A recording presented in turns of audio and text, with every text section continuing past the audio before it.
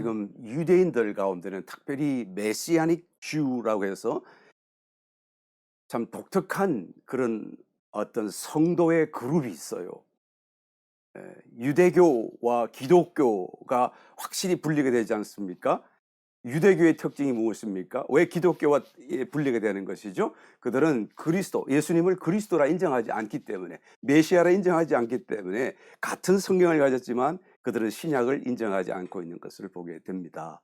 그런데 메시아닉 주라고 하는 독특한 유대인들의 그런 이런 그룹이 생겨나기 시작했어요. 이 사람들은 유대인이면서 유대교를 믿어왔음에도 불구하고 이제는 예수님을 그리스도라고 인정하는 그럼 우리로 보게 되면 신약 성도와 같이 된 사람들이죠.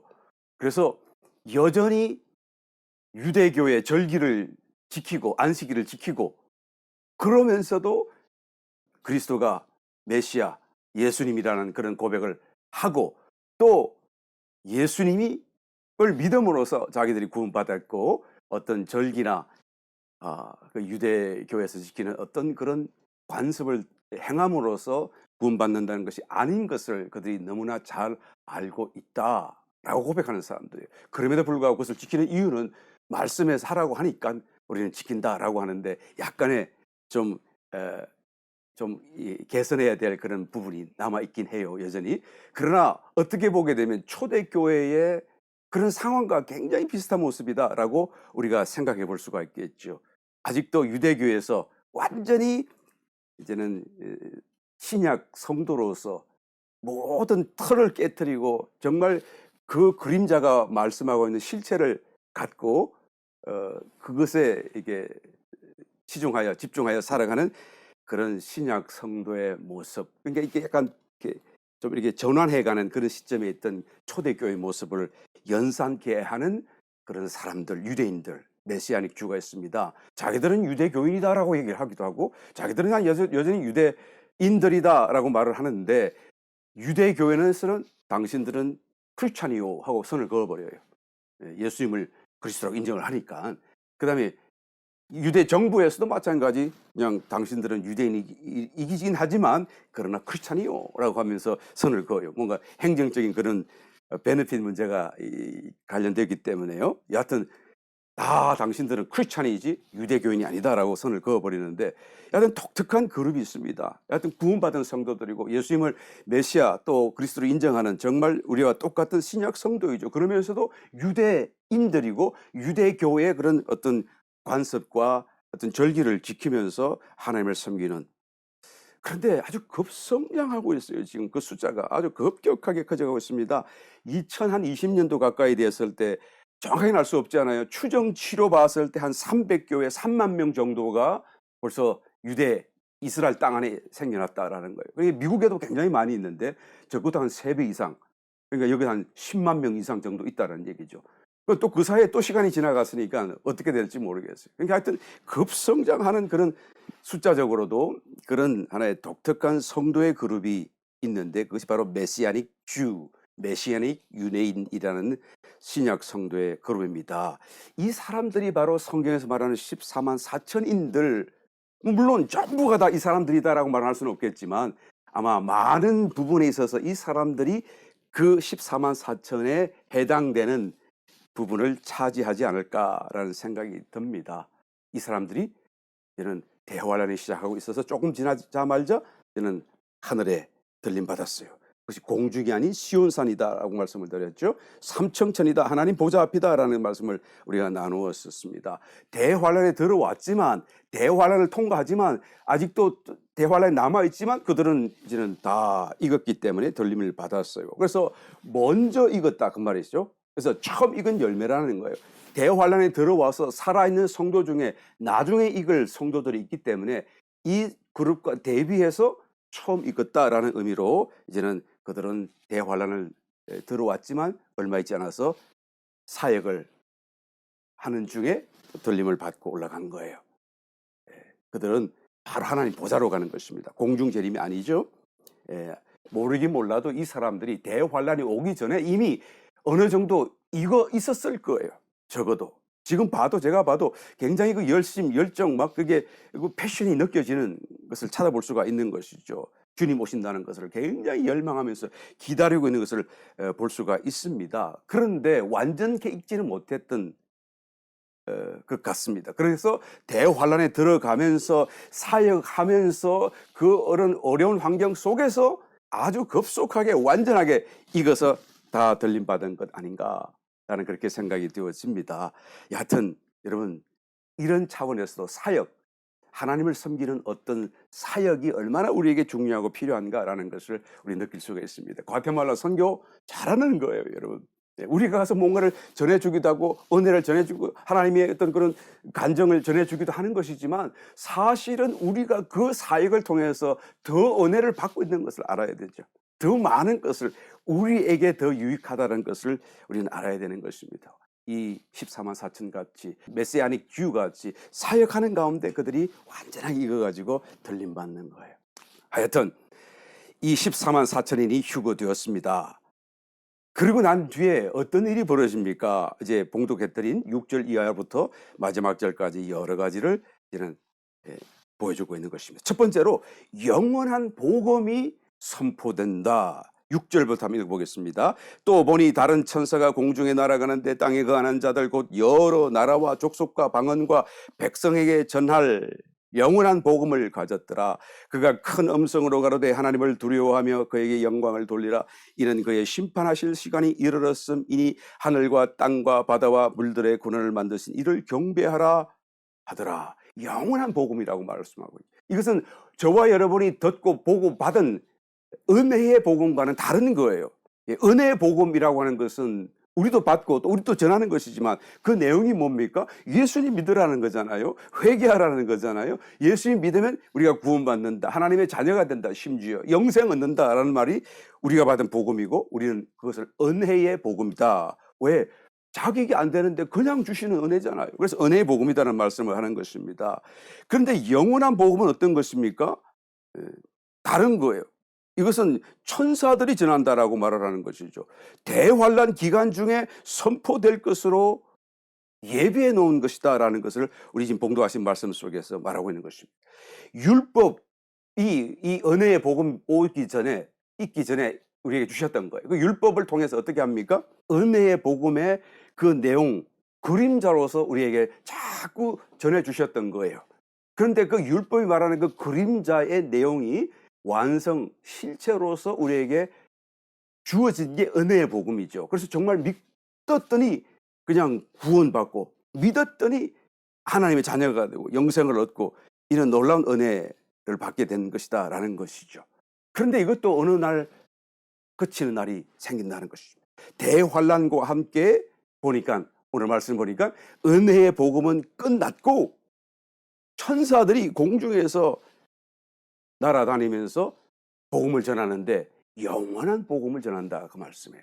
그러니까 이 영원한 복음은 은혜의 복음과도 다르고 은혜의 복음이 끝났다는 것을 의미하고 있고, 그 내용은 어떤 내용입니까? 하나님을 두려워하라, 하나님께만 영광을 돌려라, 창조주신 하나님을 경배하라, 그 말씀이에요.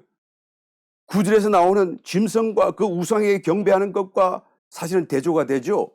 여기에는 회개나 믿음이 요구되지가 않습니다. 오직 하나님을 무서워하고 경배하라, 두려워하라 라는 그런 말씀이에요.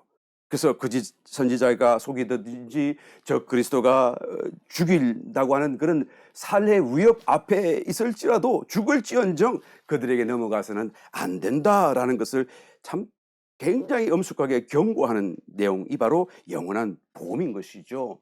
그런데 뭐 단지 하지 말라 하는 것이 아니라, 그것이 복음인 이유는, 그래도 영원한 복음이 복음인 이유는 그 복음 말씀대로 순종하면 영원히 살 수 있는 길이 열어지기 때문에 그런 거예요.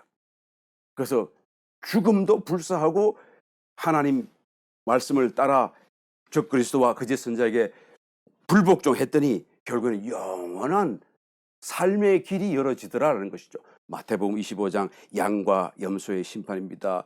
31절 3절까지 읽어보겠습니다. 인자가 자기 영광으로 모든 천사와 함께 올 때에 자기 영광의 보좌에 앉으리니 모든 민족을 그 앞에 모으고 각각 분별하기를 목자가 양과 염소를 분별하는 것 같이 하여 양은 그 오른편에 염소는 왼편에 두리라. 그렇게 말씀하고 있죠. 주님께서 재림하셔서 자기의 영광의 보좌에 앉으셔서 모든 민족, 지상에 있는 민족이겠죠. 그 앞에 모으고 이제는 양은 오른편으로, 염소는 왼편으로. 그리고 하시는 말씀이 46절에 가서 내려가서 보면 저희는 영벌의 왼쪽에 있는 염소예요. 의인들은 영생에 들어가리라. 여기서 영생에 들어간다라는 것은 영생의 어떤 삶의 여정에 들어간다는 그런 의미예요. 출발한다, 떠난다라는 의미이죠. 이게 영생의 그런 여정이 시작된다라는 그런 의미지 영생을 얻게 된다라는 말이 아닌 것을 분명히 알아야 됩니다. 저와 여러분들은 영생을 얻은 자들이잖아요. 영생이 우리 속에 들어와 있어요. 우리의 것이 되었습니다. 이제는 더 이상 떠나갈 수 없는 것이 되었고 하나님도 이것을 물리칠 수가 없는 상태로 우리가 영생으로 중생하게 된 거예요. 그런데 여기에 양들은 비록 천년왕국에 하나님의 나라에 들어간다고 할지라도 영생을 얻고 들어가는 게 아니라 영생의 삶의 여정 안에 들어간다. 영생할 수 있는 그런 어떤 형편 안으로 들어간다라는 말씀이에요. 이 말이 좀 여러분 어렵게 들을지 모르겠지만은 금방 우리가 이해할 수 있습니다. 타락하기 전에 아담은 어땠나요? 그 사람은 영생의 존재였나요? 아니었나요? 영생의 존재는 아니었죠. 피조된 인간이니까. 죄를 안 지었어도 영생의 존재는 아니에요. 영생이라고 하는 것은 오직 하나님의 생명, 하나님께만 있는 생명이죠. 그래서 그는 비록 타락하지 않고 죄를 안 지었었다고 하더라도 영생할 수는 없어요, 스스로가. 그런데 그 가운데 선악을 알게 하는 나무도 있었지만 생명나무도 있었으니까 그가 타락하지 않았다고 한다면 계속 생명나무 열매를 따먹음으로써 영생할 수가 있었겠죠. 영생할 수 있는 가능성 속에서 그런 영생하는 삶을 살아갈 수가 있었겠죠. 그와 같은 원리 속에서 이 양들도 그런 상태에 들어가는 것입니다. 이사야서 30장 26절 여호와께서 그 백성의 상처를 싸매시며 그들의 맞은 자리를 고치시는 날에는 달빛은 햇빛 같겠고 햇빛은 7배가 돼 7날의 빛과 같으리라. 다시 모든 것이 회복되는 천년 왕국, 지상의 그리스도의 왕국이 시작되는 그때가 되면 모든 자연이 다 회복하게 될 것이다. 달의 그 빛이 해같이 빛나게 될 것이고 해는 7배로 더 강렬한 빛을 내게 될 것이다. 그러니까 지금의 상태가 자연이 아니다라는 것을 얘기하는 거예요. 본래가 아니다라는 것을 얘기하는 것이죠. 그러니까 주님이 통치하시는 때가 되면 자연도 만물도 다 본래대로 회복되게 되듯이 사람도 이제는 완전하게 회복되게 될 것입니다. 그래서 그때는 적어도 1000년씩은 최소한 살게 되는데 그런데 그 안에서 또다시 생명나무의 잎사귀를 먹고 소성하여서 또 살고 또 연장되고 마치 타락 전의 아담처럼 영원한 삶을 살 수 있게 될 것이다 라는 그런 말씀이에요. 양들, 마태복음 25장에 나오는 양들은 우리와 같은 성도라는 말을 쓰지만 우리와 같은 그런 존재의 성도는 아니다, 상태는 아니다라는 것을 분명히 구별할 수 있어야 될 줄 믿습니다. 그래서 여하튼 그럼에도 불구하고 여기에 들어가는 사람들 얼마나 행복하고 축복된 사람들인가. 누가 들어가죠? 마태복음 25장 말씀을 통해서 우리가 살펴보게 되면 영원한 복음을 듣고 이 천사들의 복음 전하는 복음을 듣고 하나님을 두려워하라 그리고 하나님께만 경배하라 라는 그 말씀을 순종하여서 대환란 기간을 함께 통과하는 남겨진 하나님의 성도들이 있잖아요.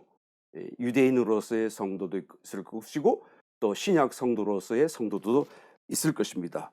그런 성도들을 하나님을 경외하는 마음 때문에 잘 대우해주고 그들 아플 때 찾아가지고 필요한 거 공급해주고 몰래 그들을 도와준다고 한다면 그 사람들은 양으로 분류될 것이고 그렇게 하지 않는다고 한다면 염소가 될 것이다 라는 말이죠. 염소가 되게 되면 영원한 별에 들어가게 될 것이다. 그러니까 이 대환란 기간 속에 살아있는 그러니까 쉽게 말하면 불신자들이죠. 불신자들 중에서 뒤늦게 천사들의 영원한 복음을 듣고 이제는 각성하여서 하나님을 두려워하고 하나님 믿는 사람들을 이제는 섬길 수 있는 어떤 모양이로든지 간에 그런 삶을 살아가는 사람들은 결국 무엇에 따라 심판을 받는다고 말을 합니까? 구약적인 율법에 따라 심판받는 게 아니겠죠? 또 우리처럼 은혜의 복음을 따라 심판받는 것도 아니겠죠? 뭐라고요? 오직 대환란 기간 동안에 하나님을 경외하는 성도들을 너희들이 어떻게 대했느냐에 따라 그들은 심판받는 거야. 굶주릴 때, 목마를 때, 헐벗고 병들고 투옥당했을 때 성도들이 그렇게 당할 것인데요. 그럴 때 너희들이 어떻게 그들을 잘 대해 줬느냐에 따라서 그들의 존재가 하나님 앞에서 행위가 인정받게 될 것이다. 이때 사실 도움을 받는 성도들 한번 생각해 보시기 바랍니다. 이런 모양이든 저런 모양이든지 어떤 하나님의 그런 사랑으로 또한 전달받는 남겨진 성도들의 입장에서는 이런 작은 도움이라고 할지라도 굉장한 위로가 되겠죠. 아, 하나님이 살아계시구나. 하나님이 저 사람들을 다 변화시켜서 두렵게 하실 것. 역시 하나님, 우리 하나님. 그러면서 어마어마한 위로를 받게 되겠죠. 그래서 신앙의 그런 고무 격려제가 되어지겠죠. 이것이 하나님께서 남겨진 성도들을 향한 어떤 자비, 긍휼, 그런 어떤 표가 될 것입니다. 그러나 여러분, 그렇다고 해서 그 부류 안에 저와 여러분들이 들어가서는 절대 안 됩니다. 그래서 하나님의 본래적인 의도와 기대와 뜻도 아니잖아요. 하나님은 그 전에 우리가 돌림받기를 원하시잖아요. 하나님께서 어차피 남겨진 성도에게 그래도 자비와 긍휼을 베풀어 주셔서 이와 같은 것을 또한 허락하신다고 할지라도 우리는 그 그룹에 들어가서는 절대로 안 됩니다. 말씀드렸던 마태복음 25장 그 말씀 속에 40절 다시 한번 읽어봅니다. 임금이 대답하여 가라사대 내가 진실로 너희에게 이르노니 너희가 여기 내 형제 중에 지극히 작은 자 하나에게 한 것이 곧 내게 한 것이다 라고 말씀하잖아요. 그러니까 여기에 남아있는 성도들이 어떤 사람들이라고요? 지극히 작은 자다 그 말씀이에요. 물론 뭐 그냥 나쁘다 못하다 그 말을 하려는 게 아니라 나중에 이기는 자들이 되는 관계로 그 전에 들림받는 사람들 성도들에 비하면 아직도 어린 자들이다, 적은 자들이다 그런 의미잖아요. 그러니까 이렇게 돼서는 안 된다는 것을 우리는 각성해야 되죠. 이렇게 해서라도 또 들림받고 또 어떻게 하려면 인정받으면 그것도 말할 수 없는 행복이고 축복이겠지만 그러나 이것을 우리는 경고로 삼아서 절대로 이 그룹에 들 것이 아니고 그 전에 들림받는 저와 여러분이 되어야 될 줄 믿습니다.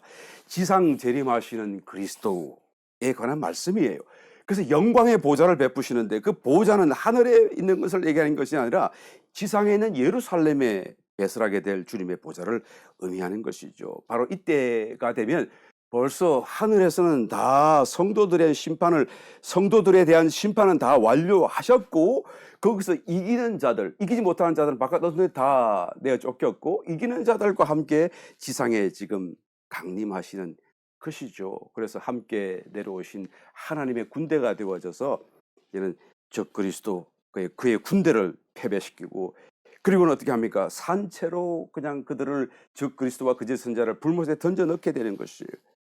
적그리스도를 따르던 군대들은 어떻게 됩니까? 전부 다 처참하게 죽어지고 새들의 먹이 잔치가 벌어지게 될 것이다 라고 지금 말씀하고 있는 것입니다.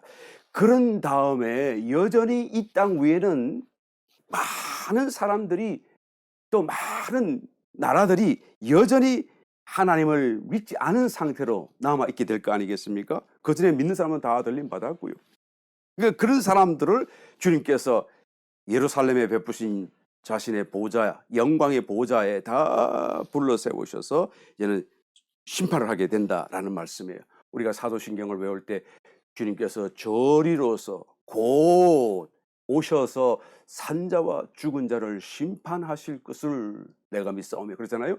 그러니까 산자 심판 있고 죽은 자 심판이 있는데 죽은 자 심판은 천년왕국 끝난 뒤에 하시겠지만 산자 심판은 천년왕국이 시작되기 전에 지상 재림하셨을 때 바로 이 마태복음 25장에서 말하는 양과 염소의 심판으로 심판하실 것을 얘기해 주고 있는 것입니다. 그래서 염소들은 영벌에 처하게 되는 거예요. 영원한 불못이죠. 두 번 다시 이제는 이 사람들 깨워가지고 다시 백보자 심판을 세울 이유가 없습니다. 그냥 영원한 불못에 던져지게 되는 거예요. 끝나버리는 거예요. 양들은 천년 왕국의 시민들이 되어져서 이제 영생의 삶의 환경 속으로 들어가게 되는 것입니다. 유대인들은 이 사람들, 지상에 있는 사람들과 또 하나님, 사이에서 제사장 역할을 할 것이고, 신약 성도인 저와 여러분들은 주님과 함께 왕과 같이 또 대제사장이신 주님과 함께 유대인들을 포함해서 모든 지상에 있는 사람들과 만물 사이에서 또 제사장으로서 역할을 하게 될 것입니다. 그 다음에 8절 어떤 일이 또 벌어집니까? 바벨론이 무너집니다. 또 다른 천사 곧 둘째가 그 뒤를 따라 말하되 무너졌도다 무너졌도다 큰 성 바벨론이여 모든 나라를 그 음행으로 인하여 진노의 포도주로 먹이던 자로다 하더라. 그러니까 바벨론이라고 하는 것은 그냥 가톨릭, 그죠? 예. 종교, 제도적인 어떤 종교, 또 조직을 얘기도 하고, 또 다른 하나는 그것들의 터전이 되었던 물리적인 환경, 바벨론 시티, 그러니까 지금의 로마 시티를 말하기도 하는 거예요. 이 두 가지가 다 이 속에 포함되어집니다. 그래서 실제적으로 자세하게 이 바벨론 멸망에 대해서 17장에서 종교적인 조직과 제도로서 그 바벨론이, 그러니까 가톨릭이죠. 가톨릭이 어떻게 무너질 것인가 라는 말씀하고 있고, 18장에 가서는 그 터전이 된 로마 시티, 또 경영하던 무역, 산업, 이런 모든 것들이 어떻게 망해질 것인가 라는 것을 구체적으로 예언해 주고 있는 것을 보게 됩니다. 아주 철저하게 완전하게 그냥 사라져 버리는 거예요. 그래서 적 그리스도가 사실은 자기 나라를 위해서, 자기 통치를 위해서 모든 세상 종교를 다 무너뜨리고 그 세상 종교의 우두머리인 가톨릭을 무너뜨리게 되는 것인데, 사실은 하나님의 심판이죠. 하나님이 적 그리스도의 이 방망이를 통해서 모든 행음한 그런 종교 제도를 심판하시는 모습이 바로 이 8절의 바벨론으로 예언하고 있습니다. 그 다음에 또 어떤 일이 일어납니까? 남겨진 성도들에 대해서, 물론 뭐 불신자들도, 성도가 아닌 사람들도 마찬가지겠지만, 특별히 성도들에 대해서 아주 어마어마한 핍박이 거세게 일어나게 될 것이다 라는 것을 예언합니다. 9절 이하의 말씀, 또 다른 천사 곧 셋째가 그 뒤를 따라 큰 음성으로 가로되 만일 누구든지 짐승과 그의 우상에게 경배하고 이마에나 손에 표를 받으면 그도 하나님의 진노의 포도주를 마시리니 그 진노의 잔에 섞인 것이 없이 부은 포도주라. 거룩한 천사들 앞과 어린 양 앞에서 불과 유황으로 고난을 받으리니 그 고난의 연기가 세세토록 올라가리로다. 여러분, 이 말씀의 무게를 느낄 수 있어야 되는 것입니다. 정말 읽으면서도 가슴이 철렁철렁합니다. 그냥 세세토록 불과 유황 속에서 고난 받게 될 것이다, 그 말씀이에요. 그 영원한 불못이 하나님 앞에 있어요. 사라지지 않을 것이라는 것이죠. 짐승과 그의 우상에게 경배하고 그 이름의 표를 받는 자는 누구든지 밤낮 쉼을 얻지 못하리라 하더라. 이 얘기를 지금 누가 하죠? 공중에 나는 천사들이, 셋째 천사가 그 얘기를 하고 있는 것입니다. 12절 성도들의 인내가 여기 있나니 저희는 하나님의 계명과 예수 믿음을 지키는 자니라. 그러니까 대환란 가운데 남겨진 성도들이죠. 두 부류입니다. 하나님의 계명을 지키는 자들, 곧 유대인들이죠. 아직도 예수님이 그리스도인 줄을 모르고 인정하지 못하고 그냥 하나님 말씀을 따라 열심히 유대교 안에서 하나님을 찾고 섬기는 사람들이죠. 또 한 그룹은 무엇입니까? 예수 믿음을 지키는 사람이다. 그러니까 예수라고 하는 이름을 인정하는, 그리스도라고 인정하는 신약 성도들이죠. 그러니까 남겨진 일부분의 신약 성도들과 또 남겨진 유대인들 가운데서도 거룩한 유대인들이죠. 이런 두 부류의 성도들이 큰 고통을 당하게 될 것이다. 모르긴 몰라도 이들의 대부분은 순교를 당할 것이다. 저는 그렇게 생각을 합니다. 왜 그렇습니까? 13절 그 다음 말씀을 읽어보겠습니다. 또 내가 들으니 하늘에서 음성이 나서 가로되 기록하라. 자금 이후로 주 안에서 죽는 자들은 복이 있도다 하심에 성령이 가라사대 그러하다 저희 수고를 거치고 쉬리니 이는 저희의 행한 일이 따름이라 하시더라. 그러니까 바로 이 말씀을 기록해 두신 이유가 무엇입니까? 자금 이후로, for now, from now on, 이 말이에요. 그러니까 지금부터 죽는 사람은 다 복이 있다. 그리고 저희 수고를 다 거치고 쉴 때가 되었는데 왜 복이 있느냐? 저희 행한 일이 따르기 때문이다. 행위, 순교적인 행위죠. 참 엄숙한 그런 하나의 순간이 아닐 수가 없습니다. 여하튼 순교당하지 않고 이 대환란의 지나가면서 신앙을 지킨다는 것은 상상하기 어렵습니다. 그 다음에 14절 이하로 이제는 우리가 흔히 알고 있는 또 말하고 듣고 있는 그 공중 휴거의 사건을 묘사하고 있죠. 대규모로 그냥 전 세계적으로 그냥 일시에 들림받는 이 휴거가 발생할 것을 말씀해 주고 있습니다. 14절 이하로 읽어봅니다. 또 내가 보니 흰 구름이 있고 구름 위에 사람의 아들과 같은 이가 앉았는데 그 머리에는 검 면류관이 있고 그 손에는 이한 낫을, 아주 날카로운 낫을 가졌더라. 또 다른 천사가 성전으로부터 나와 구름 위에 앉은 이를 향하여 큰 음성으로 외쳐 가로되 내 낫을 휘둘러 거두라. 거둘 때가 이르러 땅의 곡식이 다 익었음이로다 하니 구름 위에 앉으시니가 낫을 땅에 휘두르매 곡식이 거두어지니라. 구름 위에 앉은 이 사람의 아들과 같은 이 곧 인자이신 예수님을 얘기하죠. 어떤 사람은 어떻게 예수님을 그러면 반말하듯이 이렇게 이래라 저래라 다른 천사가 명령할 수 있습니까? 그러는데 이거는 지금 번역상의 문제죠. 존댓말 안 쓰려고 한 것이 아니라는 것을 여러분 이해하셔야 됩니다. 이 번역상의 문제고요.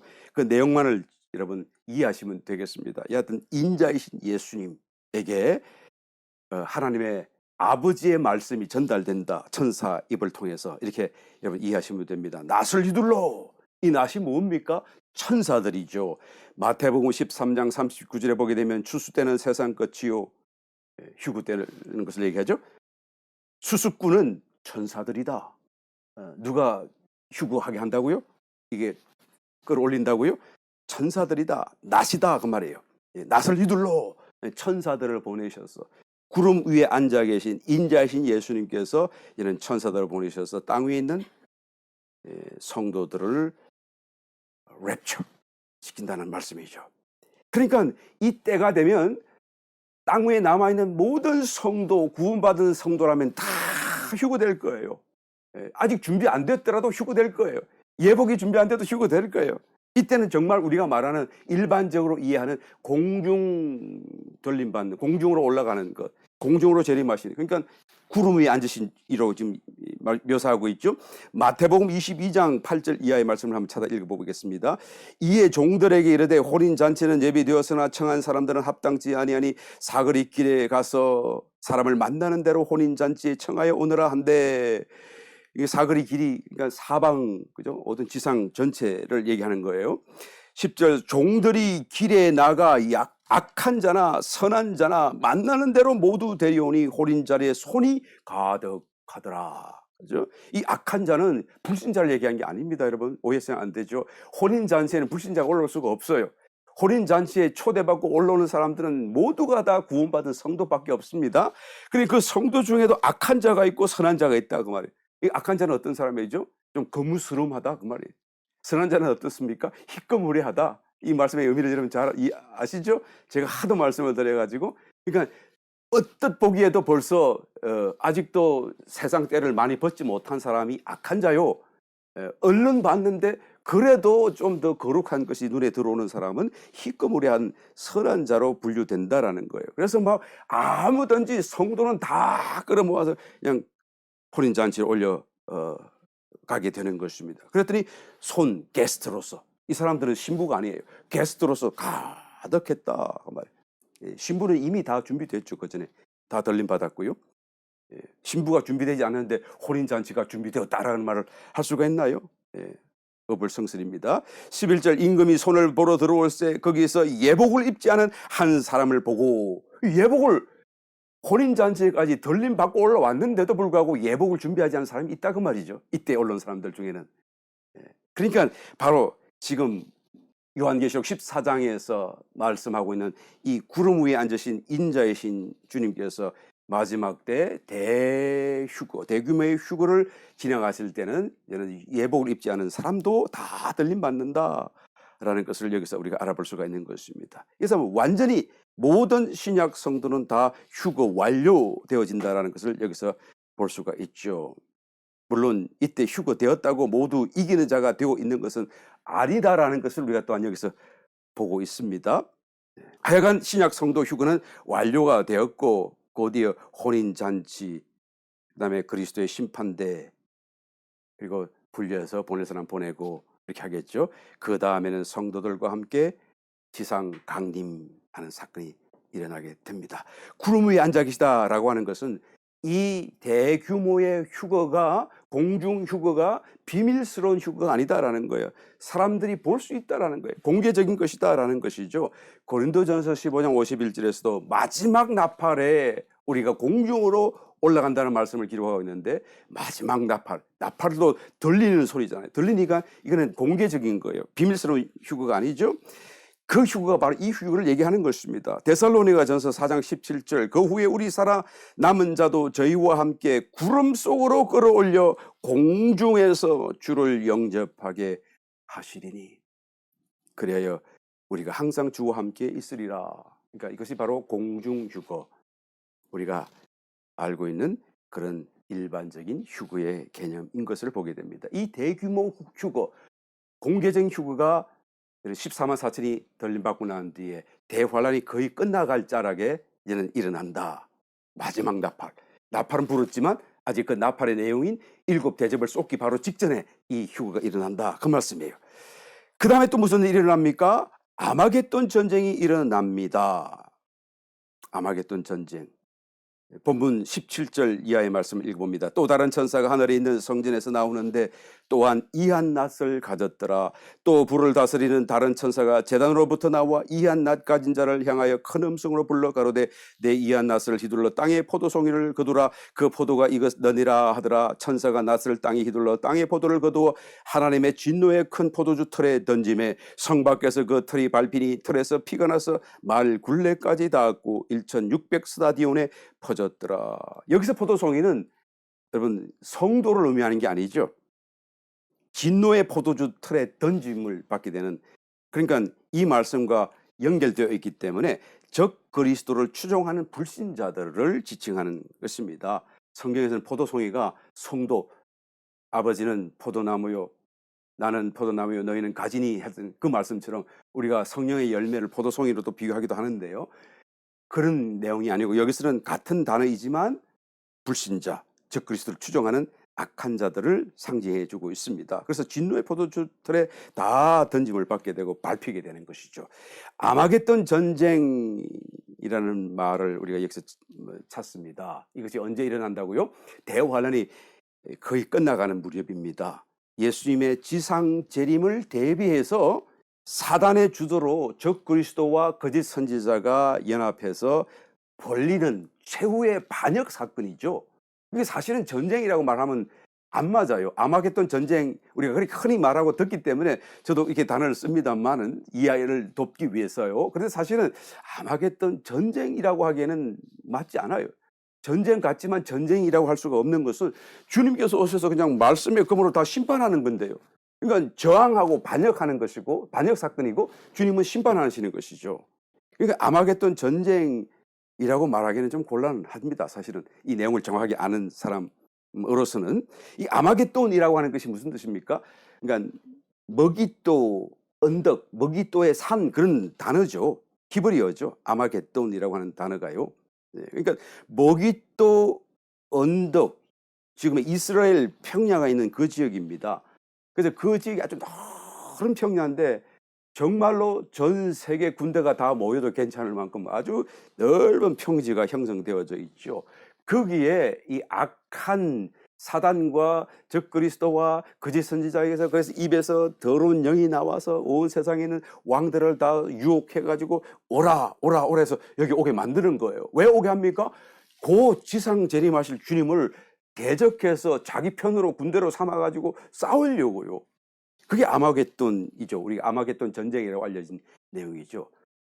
그런데 실제로 아마겟돈 그 지역에서 전쟁을 벌이게 될지는 정말 정확하게 알 수가 없어요. 아무리 찾아봐도 그 장소에서 전쟁이 일어난다 라는 말은 아니고 거기서 아마 좀 더 예루살렘 쪽으로 내려올 거 아닌가, 저는 그렇게 생각을 합니다.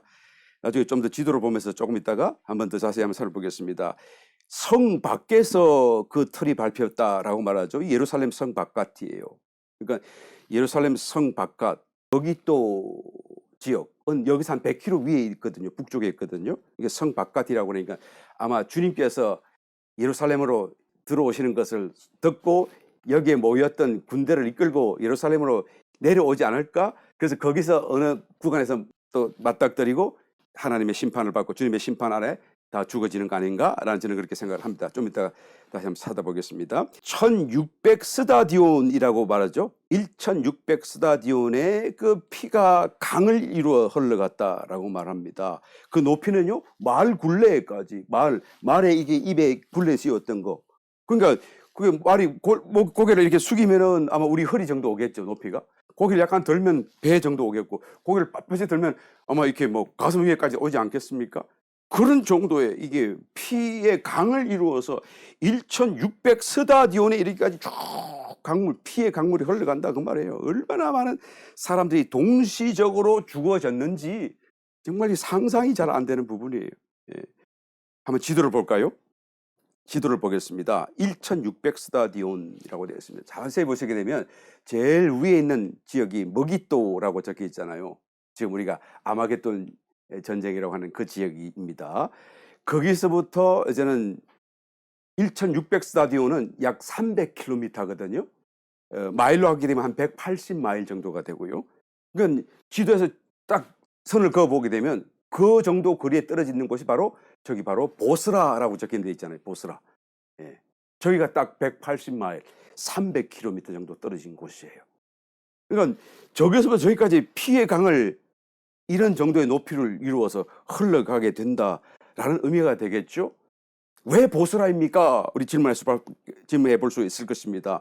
이 보스라고 하는 지명이 성경에서 계속 나타나고 있기 때문에 그렇습니다. 이사야서 63장 1절 에돔에서 오며 홍의 붉은 옷을 입고 보스라에서 오는 자가 누구뇨? 그 화려한 의복 곧 능력으로 큰 능력으로 걷는 자가 누구뇨? 그는 내니 의를 말하는 자요 구원하기에 능한 자니라. 앞뒤 문맥에 보게 되면 마지막 때에 일어날 일을 얘기하고 있으며 바로 이것은 메시아 주로 임하시는 지상 재림하시는 주님을 의미하고 있는 것을 우리가 알 수가 있습니다.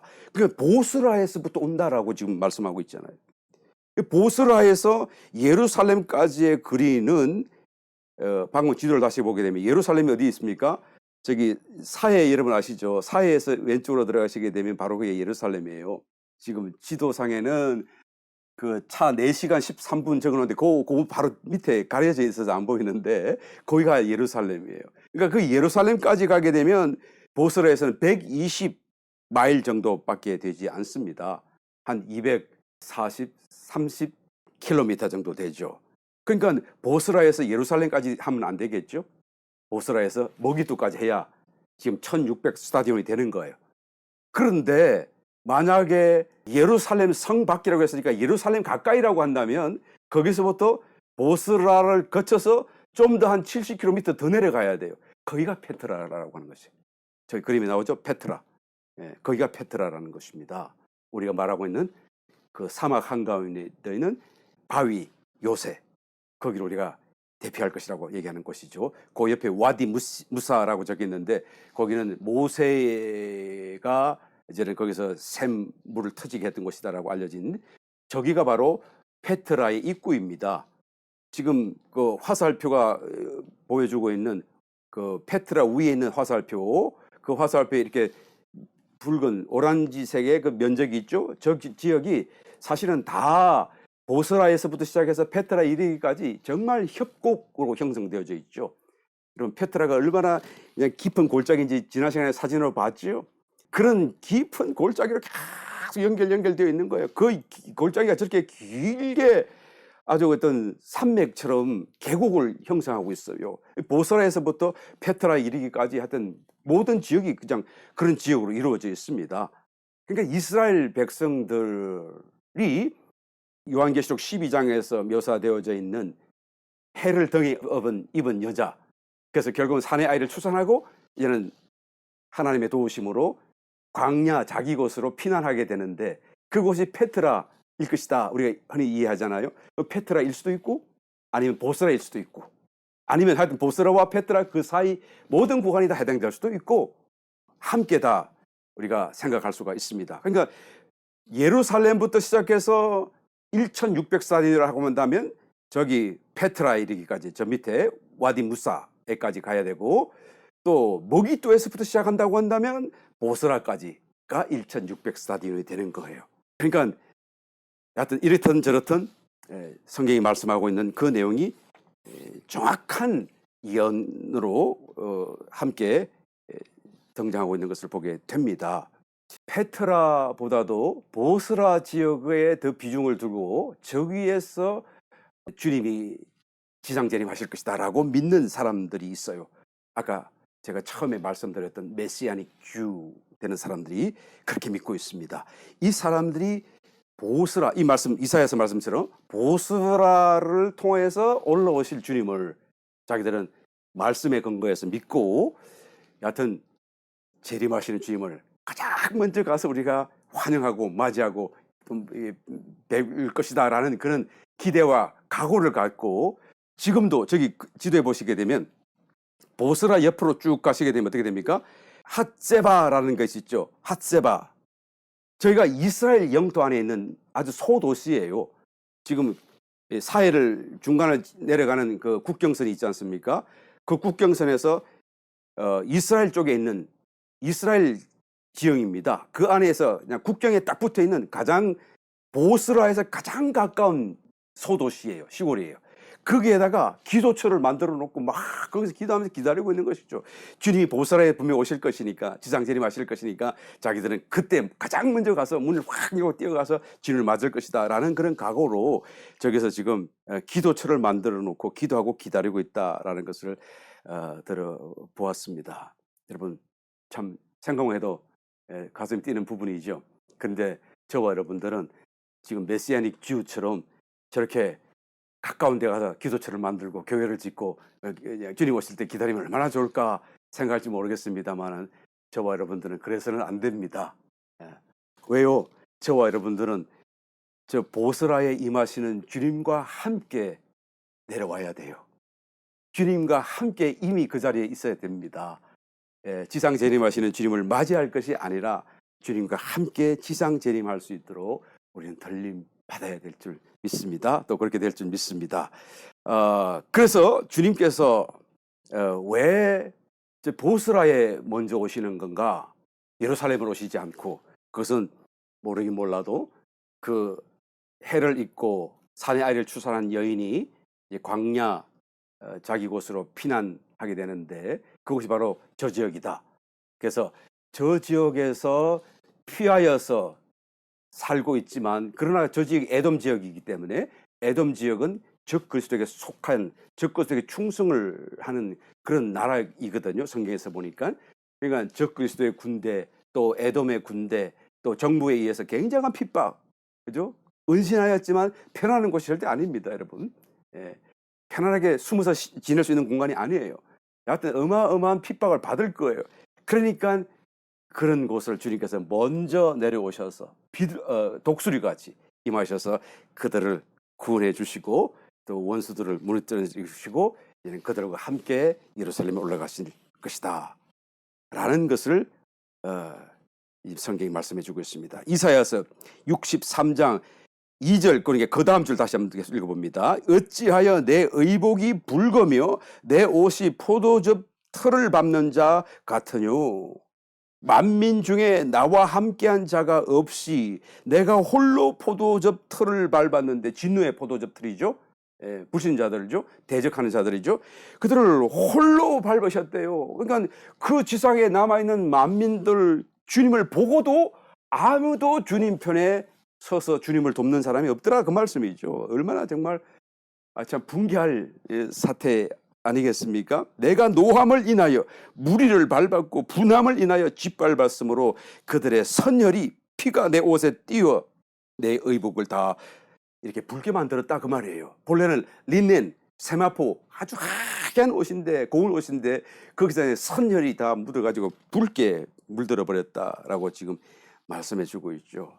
사람들이 얼마나 악하고 얼마나 잘못되었길래 도대체 참 그리스도, 참 하나님 되신 분의 그 영광으로 오시는 주님을 보고서도 대적할 생각을 하죠?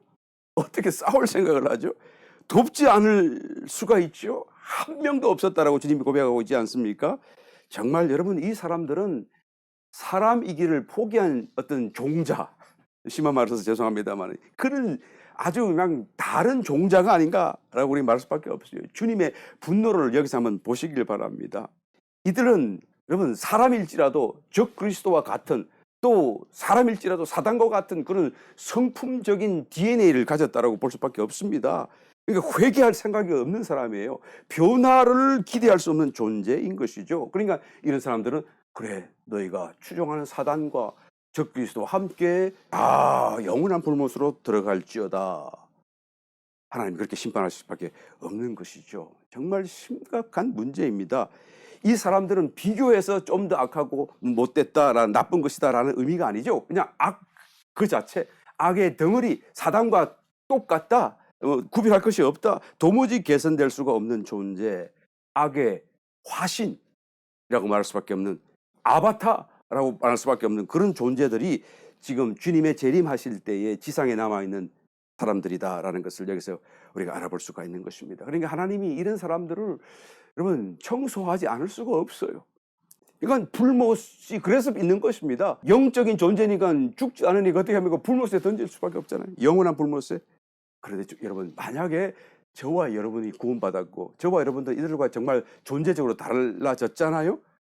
옛날에는 같았을지라도 이제는 존재적으로 달라졌잖아요. 그럼에도 불구하고 우리 속에, 또 우리의 성품 속에, 우리의 삶 속에, 행위 속에 여전히 저 사람들과 같은, 또 이전의 어떤 죄에 속한, 옛 생명에 속한 옛 사람의 어떤 습관과 또 때를 여전히 우리가 가지고 있다고 한다면 여러분 이것은 주님의 진노, 주님의 분노 앞에서 용서받을 수가 없을 것입니다. 우리가 비록 구원받은 성도일지라도, 하나님의 자녀가 되었을지라도 이 옛 생명에 속한 것들은 동일한 거예요. 회개할 수 없는 사단적인 그런 DNA에 속한 것이기 때문에, 그래서 주님의 심판과 분노를 피할 수 없고 이것으로서는 주님과 조금도 하나 될 수가 없다는 걸 우리는 알아야 되는 것이죠. 그래서 교회에도 시련이 오고 성도이지만 삶의 시련이 허락되어지는 것입니다. 가장 우리가 완벽하게 이것을 버텨버리기 위해서는 광야 기도하셔야 돼요. 기도 속에서 정말 주님께 가까이 가면 갈수록 영혼의 어두운 밤을 지나가게 되고, 그래서 완전한 그런 정말 거룩한 존재로 변화되어지게 되고 모든 것을 자기 자아를 벗어버리는 그런 어떤 체험과 경지와 성화의 과정 속에 들어갈 수 있지 않아요? 그런데 그런 걸 안 하니까 어떻게 합니까? 삶의 문제를 갖다 주게 하시고 환경적인 어려움을 허락하시고 인간 사이에서 갈등을 겪게 하시고 온갖 것으로 다 괴로움을 당하게 하는 것입니다. 그런 것이라도 있으면 차라리 어떤 면에서 축복이죠. 그 속에서 결심하고 작정하고 깨닫고 기도하게 되니까 말이에요. 그런데 기도도 안 하죠. 광야 기도도 안 하고, 그 다음에 또 뭡니까? 삶의 문제도 없죠. 그냥 평안하고 평안하다라고 한다면 이거 어떻게 해야 되죠? 정말 우리가 자기 십자가를 스스로 져야 돼요. 기쁨으로, 감사함으로 정말 가슴을 치면서 할렐루야, 우리의 때가 얼마 남지 않았다는 것을 우리가 깨닫고 삶이 평안하고 또 특별한 어려운 문제가 없을지라도 오히려 이럴 때일수록 내가 더 깨어나야 할 것이다. 더 참으로 난감한, 영적으로 봤을 때 상황이다라는 것을 우리가 깨닫고 정말 자신을 쳐서 자기 십자가를 지는 길로 들어서고 또 광야 기도, 주님 앞에 나아가는 이런 어떤 결단과 삶을 살아가야 될 줄 믿습니다. 저와 여러분 이와 같이 정말로 명확하게 하나님께서 앞으로 될 일들을 말씀해 놓았음에도 불구하고 우리가 이 말씀을 따라 준비하지 못한다고 한다면 아무도 핑계할 수 없습니다. 아무것도 핑계할 수 없을 것입니다. 오직 주님 앞에서 우리가 심판만 받을 수밖에 없을 것입니다. 그러나 저와 여러분 이 말씀을 듣게 하신 하나님, 또 우리 마음속에 감동케 하시는 주님, 우리가 할 수 있음을, 또한 우리에게 이와 같은 은혜의 길이 열려져 있음을 다시 한번 깨닫게 하는 신인 줄 믿습니다.